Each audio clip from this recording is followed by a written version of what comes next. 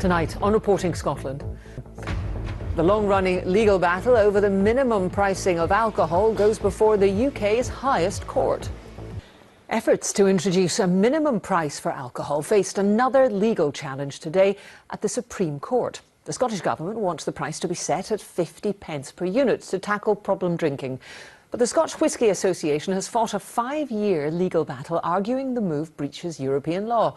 Here's our business correspondent David Henderson. How much should you pay for your favourite tipple? Right now, there's no fixed price for alcohol, and shops are free to charge what they like. But the Scottish Government wants that to change.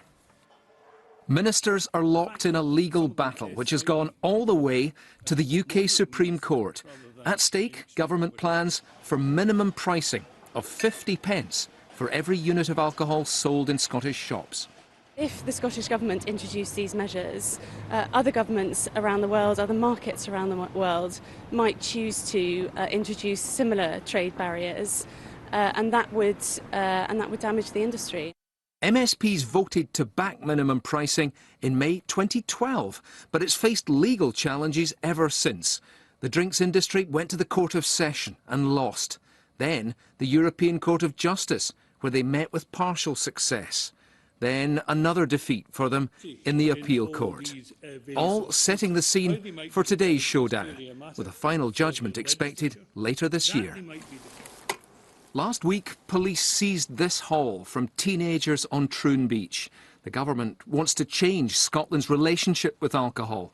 Cheap drink, they say, harms communities and cuts short the lives of drinkers. Introducing minimum pricing for alcohol affects some drinks more than others. So this bottle of vodka, which sold for £12, will increase in price to £13 if the law changes. Whereas this bottle of cider, which sells for about £3.40, has so much alcohol in it that in future it won't be sold for less than £7.50. One former Justice Secretary wants even tougher rules brought in.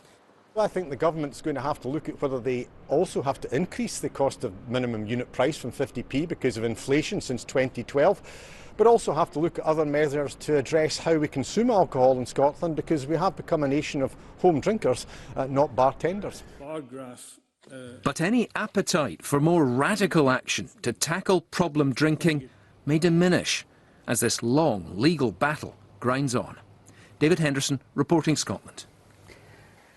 Scotland has welcomed more than a quarter of all the refugees taken into Britain from Syria under a special resettlement scheme. But the SNP is calling on the UK government to do more to address what they say is a humanitarian crisis. The Home Office insists it's committed to resettling 23,000 people directly from regions of conflict.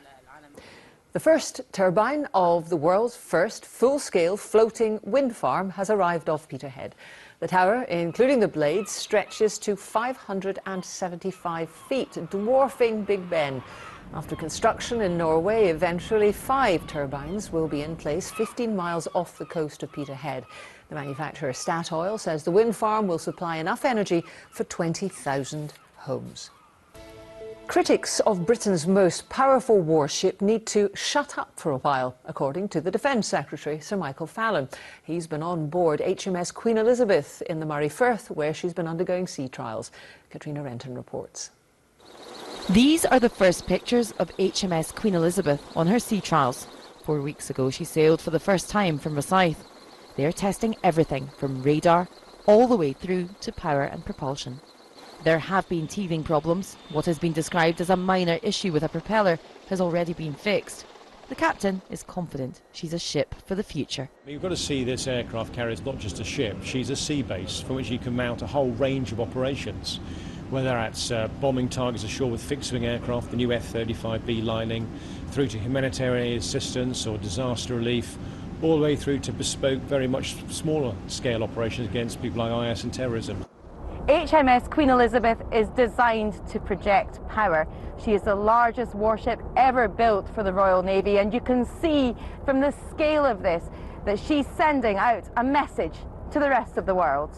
But what is that message? Russia, whose carrier, the Admiral Kuznetsov, sailed through the English Channel last year, has described HMS Queen Elizabeth as a convenient large maritime target. Big decks and fast jets on our back. Meeting the crew, the Defence Secretary Sir Michael Fallon hit back. Well, that's carrier envy. You know, we're one of only 4 countries in the world building new aircraft carriers. The United States, China, India and ourselves. We're building 2 of them. These aircraft carriers will help defend our country. They will help keep the peace around the world. And without an aircraft carrier, the coalition would not have made the progress it's made in defeating Daesh terrorism in Iraq. It's not just technology that's being trialled. This ship is the size of a small town, so catering is being tested too. At the moment we're catering for around about 1,000 people per mealtime. When we're fully embarked, that can go up to about 1,600, so we need to look at how we can effectively achieve that within the time constraints that we've got. Critics of the carrier programme argue it's too expensive and absorbing too many resources. That's not an argument the UK government or the crew of this ship accept. Katrina Renton, reporting Scotland, on board HMS Queen Elizabeth.